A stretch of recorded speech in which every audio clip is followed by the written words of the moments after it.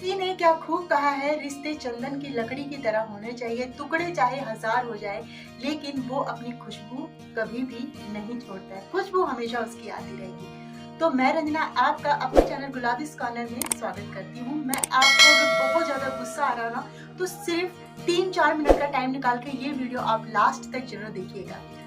वकील साहब अपने चैम्बर में बैठे ही थे, अभी दिन की शुरुआत ही की थी। इतनी ही देर में एक आदमी आया, हाफता हाफता उनका चैम्बर खोला और आके उनके सामने उनके चेयर पे बैठ गया और वो बहुत ही ज्यादा गुस्से में था। उसके कपड़े पूरे धूल मिट्टी से भरे पड़े थे और उसके हाथ में जो है इतना सारा कागजों का बंडल था और वो बहुत ही ज्यादा गुस्सा था। वकील साहब को समझ में आ गया कि ये इंसान काफी दूर से चल के आया है, थक गया है और गर्मी का महीना है और ये बहुत ही ज्यादा गुस्से में है।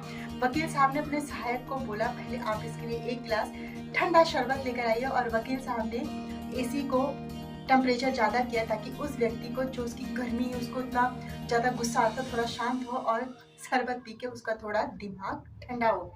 शरबत पीने के बाद उस आदमी से वकील साहब ने बोला, पहले आप आराम से बैठ जाइए और मुझे अपनी पूरी बात बताइए कि आपको मुझसे क्या करवाना है, आप मुझसे क्या चाहते हैं। तो वो हड़बड़ाहट में बोला कि मुझे एक फ्लैट पे जो है स्टे चाहिए। वकील साहब ने कहा, हाँ हाँ ठीक है, लेकिन आप मुझे पहले पूरी बात समझाइए। फिर बातचीत का सिलसिला शुरू होता है और वो व्यक्ति जो है अपनी बातें वकील साहब से बताना शुरू करता है और सारी बातें जो है वकील साहब सुन लेते हैं।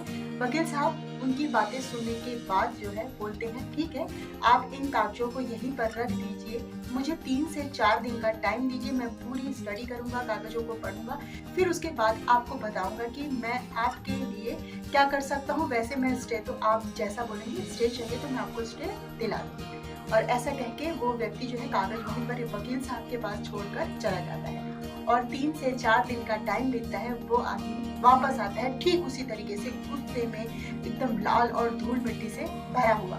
अब यहाँ पर वो जैसे ही बैठता है, अपनी बात बोलने ही वाला होता है, वकील साहब बोलते हैं, आज आप चुप बैठिएगा, मैं आपको बताता हूँ कि आपने जो है जिंदगी में क्या क्या संघर्ष किया है। वकील साहब बातचीत का सिलसिला शुरू करते हैं, बताते हैं कि आप जब छोटे थे उसी टाइम आपके माता पिता इस दुनिया को छोड़कर चले गए, उनका स्वर्गवास हो गया और आप घर के बड़े थे, आपसे छोटा एक भाई और एक बहन था। आपने उन दोनों की परवरिश बहुत अच्छे से तरीके से करी, बहन को पढ़ा लिखा कर उसका बहुत अच्छे घर में विवाह आपने किया और भाई को तो आप दिलो जान से ज्यादा चाहते थे और भाई को आपने पढ़ाया।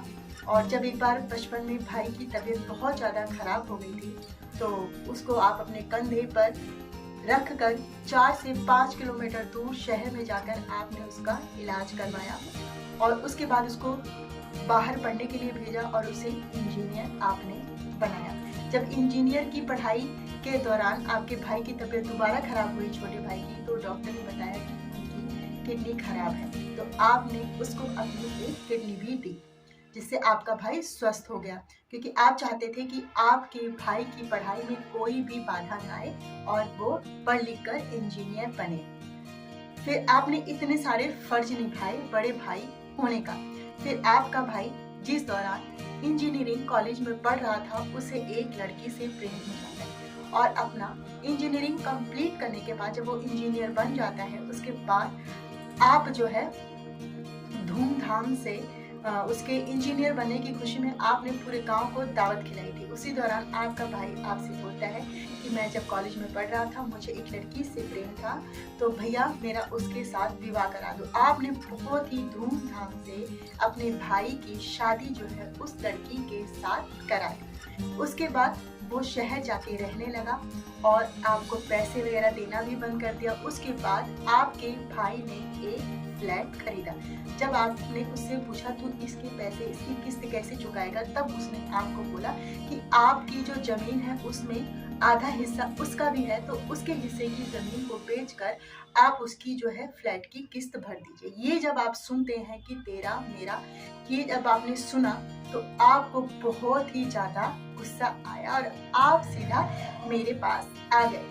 यहाँ पर मैं आप जैसा बोलेंगे, अगर आपको स्टे लगवाना है तो मैं स्टे लगवा दूंगा, लेकिन स्टे लगवाने से पहले, कोर्ट कचहरी के चक्कर काटने से पहले यहाँ मैं आपको एक बात कहना चाहता हूँ। मैं मानता हूँ मैं मानता हूँ कि आपका दिल जो है बहुत दुखी हुआ, क्योंकि आपने कभी उसको तेरा मेरा पराया अपना ऐसा कुछ समझा ही नहीं और अपने बच्चे की तरह उसका पालन पोषण करा, उसको पढ़ाया लिखाया और उसकी सारी ख्वाहिशें पूरी करी। लेकिन जब उसने खेत में आधे हिस्से बंटवारे की बात करी, तब ये बात जो है आपको आपके दिल को बहुत ज़्यादा चुभी। ठीक है, अगर आप बोलेंगे तो स्टे भी हो जाएगा और वो जो फ्लैट है आप चाहेंगे तो मैं उसमें से आपको आधा हिस्सा भी दिलवा दूंगा।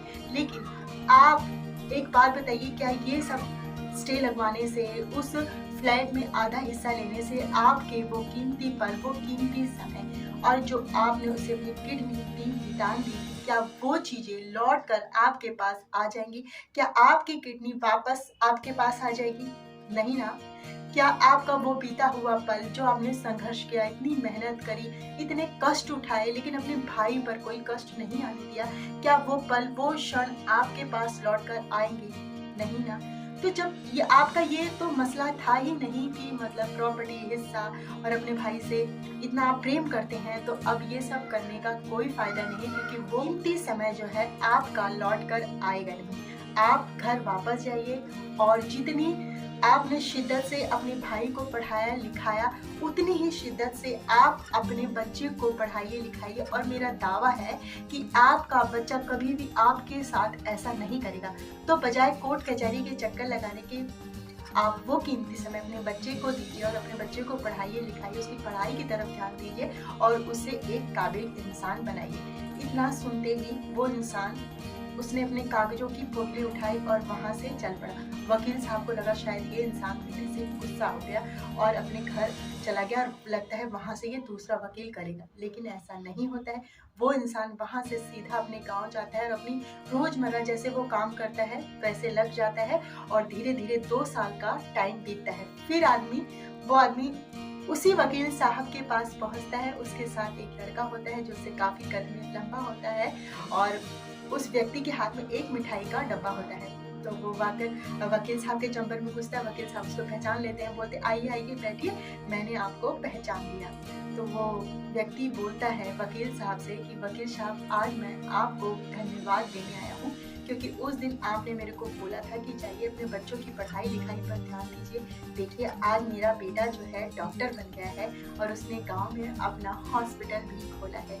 तो उस दिन अगर आप मुझे ऐसा नहीं बोलते तो मैं शायद कोर्ट कचहरी में जाकर अपने भाई से घृणा करने लग जाता और घृणा बढ़ती ही जाती और बाद में मेरे भाई ने भी आकर मुझसे माफ़ी मांगी, गलती मांगी। तो देखिए, मैं बस इस कहानी के माध्यम से आपको यही बताना चाहती हूँ कि गुस्से को सही जगह पर लगाइए।